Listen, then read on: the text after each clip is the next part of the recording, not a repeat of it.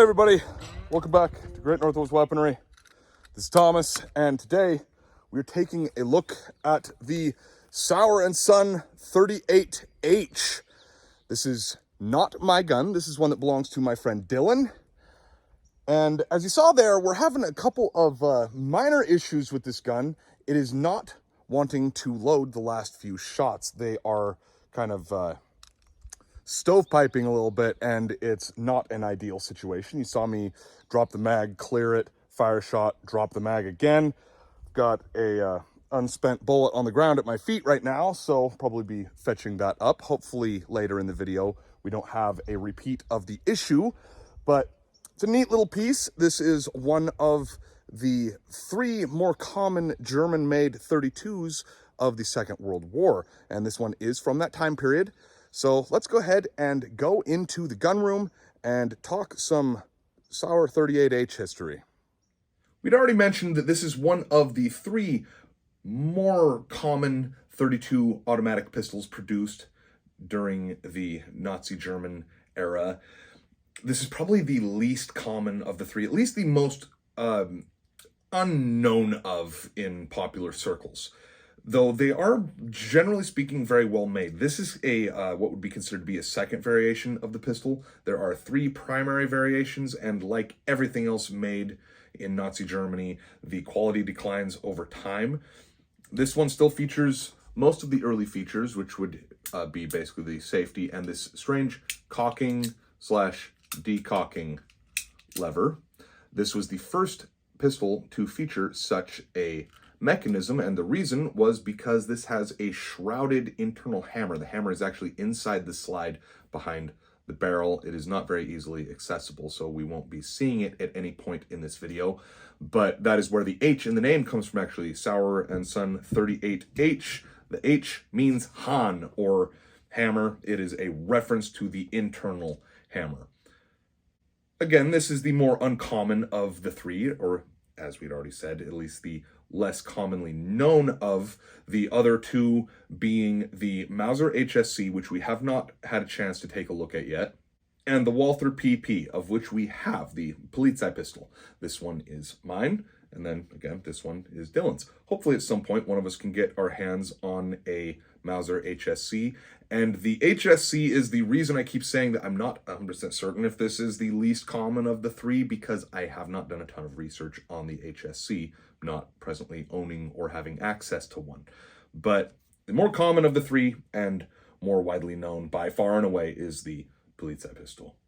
The first variant of this pistol would feature a different marking on the left side of the slide. We'll be taking a closer look at this marking when we go to the tabletop, but this one is marked caliber, or just CAL .7.65, indicating the caliber of the gun. The earlier examples would be marked JP Sauer & Son, spelt as seen down here.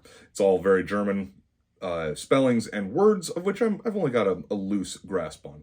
Speaking of, I'm going to say right now, I am aware that the word Walther is said something a little more along the lines of Walter, but I'm not going to be calling it that in these videos. You will never hear an American calling a Walther a Walter. I am aware that there is a pronunciation difference. I'm not trying to be rude about it, but I have received a shocking amount of comments on videos I've done on the Walther P38, referencing how it is pronounced. Rant finished, moving on.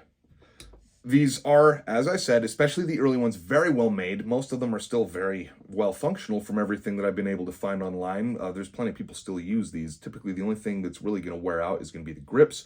We have had a few issues with this. I think that it's probably a mag issue. We talked about it already when we were out at the range, and we'll be talking about it again when we go back to the range at the end of the video. But it is a very cool pistol. A little more on the obscure side, but still one that was not, produced in small numbers. Approximately 200,000 were made. They were produced from 1938 all the way through just past the end of the war, actually. A family friend of mine actually has one of these that was picked up by a relative in Germany just after the war ended. They were, as with many other pistols in Germany during the occupation, they were cobbling together anything from spare parts or just that was not yet assembled, and handing them out to occupying forces, kind of as a, in some ways as a bribe, but also just maybe a gesture of goodwill to some degree. You hear all kinds of stories that run the gambit. Sometimes it could be a, hey, here's this pistol, can I please have some bread? Or it could be, here's this pistol, please leave my family alone. People were very afraid during the occupation of Berlin in particular. Sauer was located in Suhl.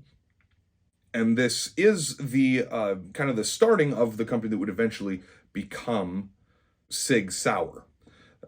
Sig being, I believe, a Swiss company that teamed up with the German company Sauer and created the company now known as Sig Sauer. Sauer und Sohn was the earlier variation of that company. This pistol was designed based on years of Sauer pistol designs, starting with the model 1913, and then there's a 1926, 1928, and I believe a 1930. It might be 1920, 1929, and 1930. But regardless, they had several pistols in the line that led to the 38H. The 38H was made in direct competition with the Walther Polizei pistol and the Mauser HSC. That's about all we got for history here. So we're going to go ahead and transition to the tabletop, take a closer look at the markings, and look at how to disassemble this thing. Markings on these are semi-sparse. So on the left side of the barrel, you've got a caliber, just CAL, period, 7.65, so 32 automatic or 32 ACP. On the right side, there are a couple of Nazi proof marks. So there is a example right at the bottom of the back of the frame underneath the serial number, and then another one right above the serrations on the slide at the tip of my finger there. That is really about it as far as markings. There's one thing, so I always shoot the shooting parts of these demos all at once while I'm out in the woods, and sometimes there's something that I forget, and this was one such time. So the gun is cocked, and you can see the trigger is fairly far back. There are more than one way to switch this to double action. One of them is very simply if you have a bad primer strike, of which we do have in the upcoming segment, but you can also, with this lever here, switch it to double action. So you see the trigger is farther forward. It's going to be a much longer trigger pull. You can switch it back to single action by pulling all the way down until it clicks. And then this, of course, is your safety, of which we will be taking a look at again when we go back out to the range. But I'm going to put that back on double action. Magazine out, and the disassembly for this is quick and easy. You see this little piece inside the trigger guard here. It flares out on both sides a little bit.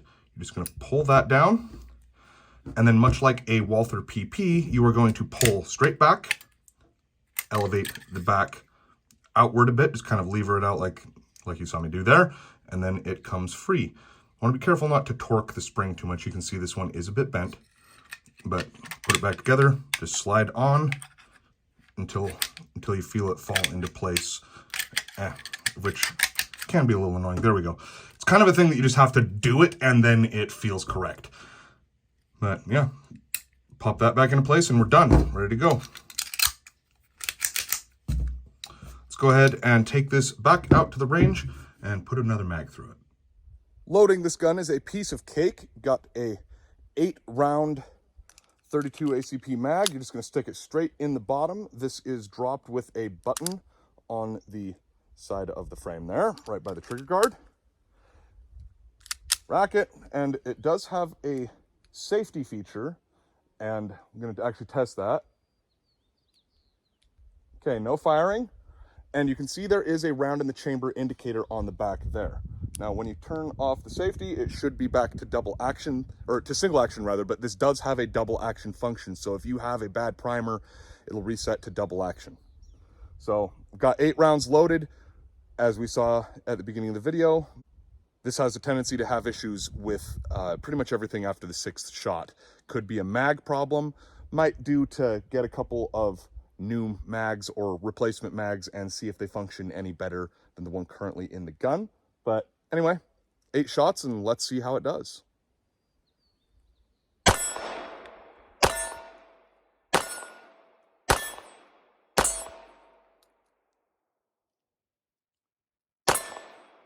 Right there, you saw me have to reset to double action. We had a dead primer on that shot there.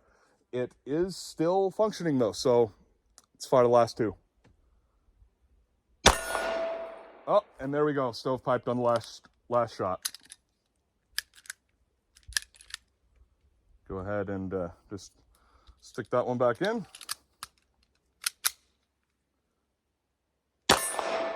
Bada boom. It does not lock open on empty, and I don't believe it is supposed to, because this mag is extremely empty. Nothing in the gun. Mag in.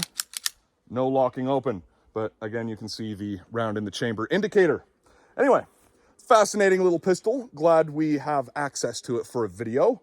Thank you once again to Dylan, my friend, who hopefully we'll have him coming out actually shooting some videos with us in the near future. But this is one of his guns, and we've got a few more of his that we will be taking a look at down the road. Thanks for watching Great Northwest Weaponry. It's been Thomas, and I'll see you next time.